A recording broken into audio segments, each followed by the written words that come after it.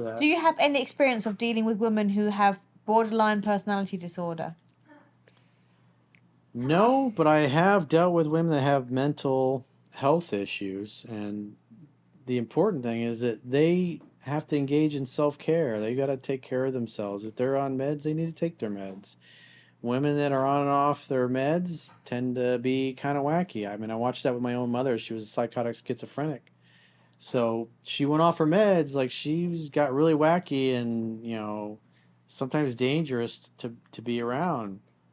So it you got to take it on a case by case basis. Is it something that's minor? Is it something that's major? The other thing is typically people that have mental illness is it tends to get worse as they get older. And if you don't take care of yourself at an early age, it will result in a worse outcome as you get older. Well, a big part of mental illness really is just it's mindset. It's the things that are happening in your life, the circumstances of your life, you're assigning them meanings to those circumstances and the stuff that's going on in your life that are not good. They're very negative, they're disempowering. And it's, I think it was Epictetus said it's not the things that happen to people, it's the view that they take of the things that happen to them.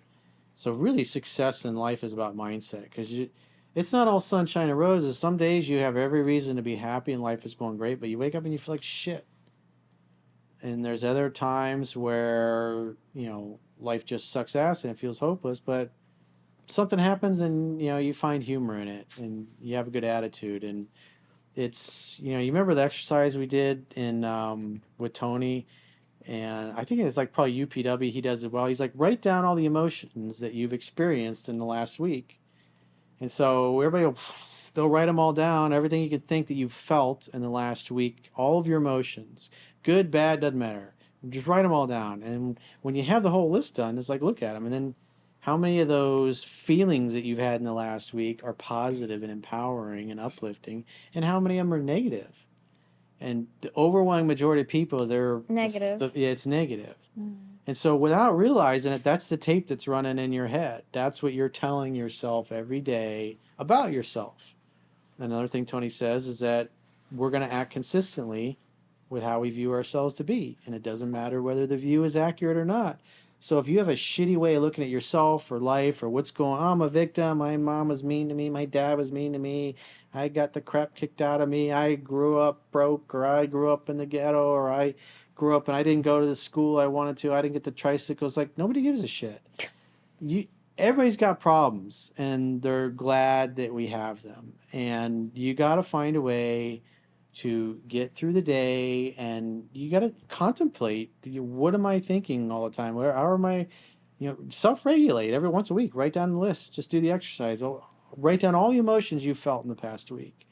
And if it's constantly 80-90% negative, well, yeah, it's like you're constantly focused on negative stuff, so you're going to feel negative all the time. You can't help it. Your brain gives you more of whatever you think about and focus on. If you're focused on negative things, because there's lots of people, there's lots of millionaires that are super wealthy and have a lot of nice things, and they're absolutely miserable and suicidal, and they hate themselves. There was a billionaire that was very famous, just murdered, he shot himself like a month ago.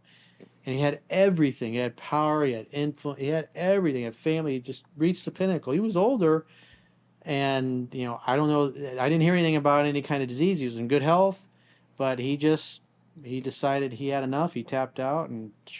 I think another feelings that people have is a feeling of nothing. It's like when you don't have a negative and you don't have a positive, you just kind of breeze through life, and you're still being successful, but you have no feelings toward anything. Like something's missing. You're numbed out. You're numb. Well, if there's too much positive, a positive and a positive in chemistry create a negative. A negative and a negative create a positive. So yeah, negative things, failure, things not going the way you want, it teaches you. You learn a lot from failures to not make the same mistake in the future. And as you get older and you get wisdom, you tend to make less mistakes and you become more competent, and life becomes easier in some ways. But as you become more successful, you tend to take on bigger risk, bigger problems, bigger challenges, bigger goals. And so there's always another mountain to climb. But how you manage your emotions and your mental state every day. It's, as Tom Brady would say, getting yourself right emotionally when you just got your ass kicked the week before in a game that you should have won, or a business deal you should have closed and made a ton of money on, and somehow it blows up, or somebody else gets the deal instead of you. It's, you got to get back to a place of positive expectation about something's going to go my way. The worm is going to turn at some point. You just have to, the old saying goes, you just can't give up. The time is going to pass. And if you know what you want and why you want it, and you got emotionally compelling reasons why you want it, you just got to put your head down and get busy taking action and move in that direction. Even when you feel like shit, even when you don't want to, because you're going to end up somewhere in the future. And you can either positively influence your life, it's kind of like steering the ship, or like most people, they're just kind of like along for the ride. They're just trying to get through the week every week.